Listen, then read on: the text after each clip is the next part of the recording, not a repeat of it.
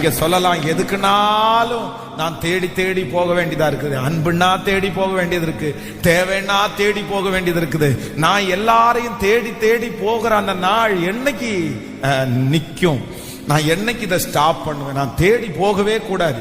சில நேரத்துல சில மனிதர்கள் பாருங்க, நம்ம தேடி போகும்போது அவ்வளவு அவமானப்படுத்துவாங்க, அவ்வளவு மனசை கஷ்டப்படுத்துவாங்க. அப்ப நம்ம நினைப்போம், இனி இந்த மனுஷனுடைய மூஞ்சில முழிக்கவே கூடாது, இனி இந்த இடத்துக்கு போயிடவே கூடாது, நம்ம இனி தேடி போக கூடாதுன்னு நம்ம நினைப்போம். ஆனா பாருங்க, சில சூழ்நிலைகள் திரும்பி வரும், திரும்பியும் அதே மனுஷனிடத்துல போய் நிக்கக்கூடிய ஒரு சூழ்நிலை வரும்.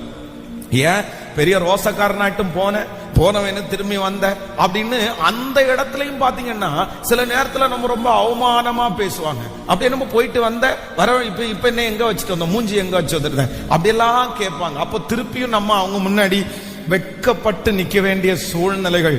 இது யாருக்காக ஆண்டவர் பேச